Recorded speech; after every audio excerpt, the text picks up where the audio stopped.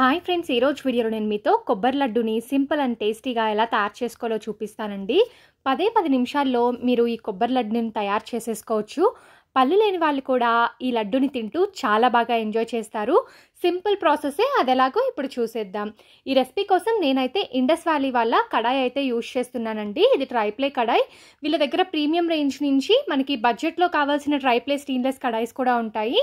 ఇది వచ్చేసరికి with lid అయితే వస్తుంది. ఆల్రెడీ నేను దీనికి సంబంధించిన ప్రోడక్ట్ కూడా రీసెంట్గా యూజ్ చేశాను. చాలా బాగా నచ్చింది. మళ్ళీ మీతో షేర్ చేసుకుంటున్నాను. నేను నాకు సంబంధించిన కూపన్ కోడ్ అయితే కింద ఇస్తానండి. ఈ కూపన్ కోడ్ వాడడం వల్ల మీకు ఎక్స్ట్రా డిస్కౌంట్ వస్తుంది. సో రెసిపీ కోసం స్టవ్ ఆన్ చేసుకొని పాన్ పెట్టుకోండి.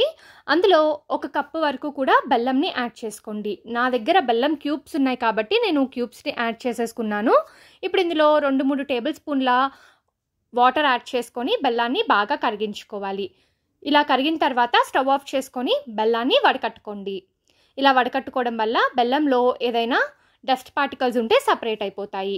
ఇలా బెల్లం పాకాన్ని ఒక బౌల్లోకి తీసుకొని పక్కన ఉంచేసుకోండి. ఇప్పుడు అదే ప్యాన్లో 1 టేబుల్ స్పూన్ నూనెను కానీ నెయ్యిని కానీ వేసుకోండి. నేనైతే ఇక్కడ నెయ్యిని వేసుకున్నానండి.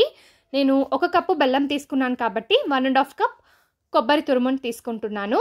మీరు స్వీట్ ఎక్కువ తినే వాళ్ళైతే 1 కప్పు బెల్లంకి 1 కప్పు కొబ్బరిని కూడా తీసుకోవచ్చు.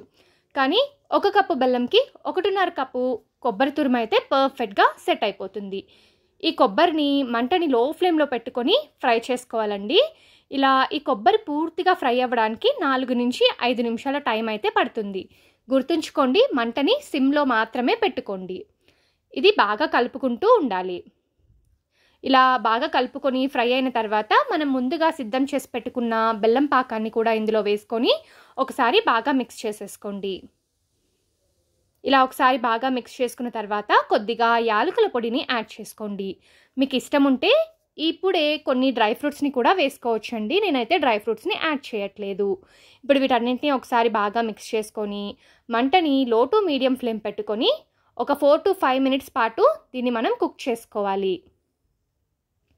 మధ్య మధ్యలో కలుపుతూ ఉండండి. ఈ లడ్డూని ఇన్స్టెంట్గా తయారు చేసుకోవచ్చు. టేస్ట్ కూడా చాలా బాగుంటుంది. తప్పకుండా ఈసారి ట్రై చేయండి. సో నాకు ఒక 4-5 మినిట్స్కి నేను ఇలా చెక్ చేసుకున్నానండి. కొద్దిగా నేను కొబ్బరి మిశ్రమం తీసుకొని ఇలా చేసుకుంటే నాకు లడ్డూలాగా అయిపోయింది. ఇప్పుడు స్టవ్ ఆఫ్ చేసేసుకొని ఇది కొద్దిగా రూమ్ టెంపరేచర్కి వచ్చిన తర్వాత మనం వీటిని లడ్డూలాగా చుట్టేసుకోవాలి. మరి పూర్తిగా చల్లారిన తర్వాత లడ్డూలు చేసుకుంటే కొంచెం విరిగిపోయినట్లు వస్తాయండి. కొంచెం రూమ్ టెంపరేచర్కి వచ్చిన తర్వాత మీరు ఇలా లడ్డూలు చుట్టేసుకోండి. మీకు కావాల్సిన సైజులో మీరు చేసేసుకోవచ్చు. ఇప్పుడు వీటన్నిటినీ కూడా ఒక బౌల్లోకి కానీ ఎయిర్ టైట్ కంటైనర్లోకి కానీ పెట్టుకొని సర్వ్ చేసుకుంటే చాలా టేస్టీగా ఉండే కొబ్బరి లడ్డు రెడీ. పిల్లల నుంచి పెద్దవాళ్ళ వరకు అందరూ ఇష్టంగా తింటారు. చక్కెర కాకుండా బెల్లం యూజ్ చేసాం కాబట్టి హెల్త్కి కూడా హెల్త్, టేస్ట్కి కూడా టేస్ట్. ఈసారి ట్రై చేయండి.